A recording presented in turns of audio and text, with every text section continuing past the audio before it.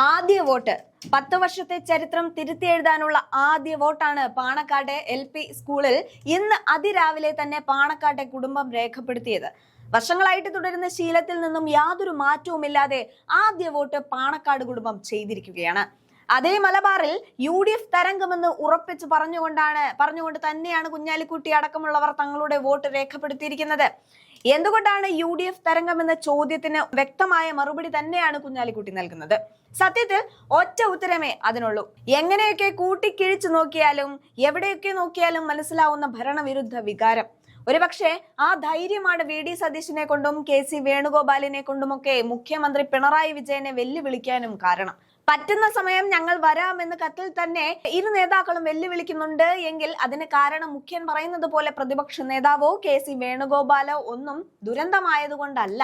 പകരം അവർക്കറിയാം ഈ കഴിഞ്ഞ 10 കൊല്ലം കൊണ്ട് കേരളത്തിൽ വികസനത്തിന്റെ മാർഗരേഖയിൽ വരച്ചതായിട്ട് ഈ പിണറായി സർക്കാരിന്റെ കയ്യിൽ ഒന്നുമില്ല എന്ന്. അതേ കാര്യത്തെ UDFൽ നിലയുറപ്പിക്കുന്ന പാണക്കാട്ടെ കുടുംബത്തിനും കുഞ്ഞാലിക്കുട്ടിക്കുമൊക്കെ ആവോളമുണ്ട്. അതവരുടെ വാക്കുകളിൽ നമുക്ക് മനസ്സിലാകുന്നതുമാണ്. എന്തായാലും ആ രംഗങ്ങൾ നമുക്കൊന്ന് കണ്ടു നോക്കാം. വളരെ ആത്മവിശ്വാസത്തോടെയാണ് എല്ലാവരും കാണുന്നത്. UDFന്റെ അഭൂതപൂർവമായിട്ടുള്ളൊരു വിജയം തിരിച്ചിപ്പോ വടക്കൻ ഇപ്പൊ 2ാം ഫേസിൽ ഉണ്ടാവും. കഴിഞ്ഞ 9-ാം തീയതി തെക്കൻ കേരളത്തിൽ നടന്നു. അവിടെയും നല്ല വിജയം ഉണ്ടാവും എന്ന് തന്നെയാണ് കണക്കുകളൊക്കെ സൂചിപ്പിക്കുന്നത്. ഇങ്ങോട്ട് വടക്കോട്ടേക്കും നല്ല പോളിംഗ് ആയിരിക്കും ഉണ്ടാവുക. UDF വളരെ ആത്മവിശ്വാസത്തിലാണ്. ഭരണവിരുദ്ധ വികാരം അത്രമാത്രം അലയടിക്കുന്നുണ്ട്. അതിനെതിരെ എന്നതുപോലത്തെ വികസനത്തിനും നേട്ടങ്ങൾക്കൊക്കെ വേണ്ടി അവരവരുടെ പഞ്ചായത്തുകളെ അതിന് പറ്റിയ ഭരണസമിതികളെ നിയോഗിക്കണം എന്ന് ജനങ്ങൾക്കൊക്കെ നല്ല ആഗ്രഹമുണ്ട്.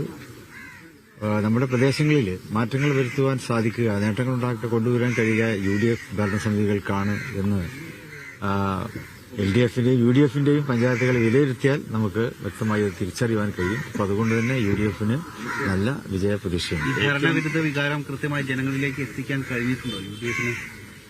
തീർച്ചയായിട്ടും ഭരണവിരുദ്ധ വികാരം എന്നുള്ളത് ഇപ്പോൾ കുറച്ചു കാലമായിട്ട് നമ്മുടെ പത്രങ്ങളിലും സോഷ്യൽ മീഡിയ ഇതിലൊക്കെ തന്നെ നിറഞ്ഞു നിൽക്കുന്നത് അതാണല്ലോ. സ്വാഭാവികമായും അത് ജനങ്ങളെ സ്വാധീനിക്കും. അതിന്റെ ഒരു പ്രതിഫലനം ഉണ്ടാവും. പോളിംഗ് ശതമാനം ഉയരുമോ? തീർച്ചയായിട്ടും നല്ല പോളിംഗ് ശതമാനമായിരിക്കും. എല്ലാവരും കാത്തിരിക്കുകയാണ് അവരുടെ അഭിപ്രായങ്ങൾ രേഖപ്പെടുത്താൻ വേണ്ടി. ഈ തെക്കൻ കേരളത്തിൽ എറണാകുളത്ത് ഉൾപ്പെടെയാണ് ഏറ്റവും അധികം പോളിംഗ് രേഖപ്പെടുത്തിയിട്ടുള്ളത്. എറണാകുളം UDFന്റെ ഒരു ശക്തി കേന്ദ്രം കൂടിയാണ്. സ്വാഭാവികമായിട്ട് UDFന് അനുകൂലമായിട്ടൊരു സാഹചര്യം എന്നാണോ വിലയിരുത്തുന്നത്? അതെ, എറണാകുളം ഞങ്ങൾ വിലയിരുത്തിയപ്പോഴും അങ്ങനെ തന്നെയാണ് മനസ്സിലാക്കുവാൻ കഴിഞ്ഞത്. നേരത്തെ UDFന് സ്വാധീനമുള്ള മേഖലകളിൽ അതിൽ നല്ല പോളിംഗ് നടന്നിട്ടുണ്ട്. അപ്പോൾ അത് UDFന് അനുകൂലമായിട്ടുള്ളൊരു തരംഗം തന്നെ ഉണ്ടാക്കും. ഏറ്റവും അധികം പാർലമെന്റ് തെരഞ്ഞെടുപ്പിൽ കണ്ട അതേ ട്രെൻഡ് തന്നെയാണ്.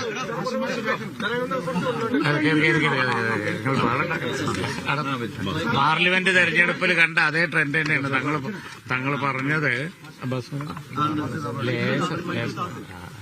ഇവരൊക്കെ വോട്ട് ചെയ്ത പാർലമെന്റ് തെരഞ്ഞെടുപ്പിൽ കണ്ട ആ ട്രെൻഡ് അതാണ് തങ്ങൾ പറഞ്ഞത്.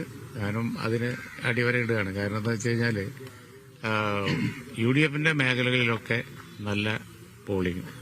അത് കഴിഞ്ഞ പാർലമെന്റ് തെരഞ്ഞെടുപ്പിലും അങ്ങനെ തന്നെയായിരുന്നു. ഈ ഇടതുപക്ഷ ബൂത്തുകളിലാണ് ഒരു മന്ദഗതി ഈ പോളിംഗ് സമയത്ത് ദൃശ്യമായിട്ടുള്ളത്. അതുകൊണ്ട് മലബാറിൽ ഒന്നും കൂടി ഊർജിതമായിരിക്കും.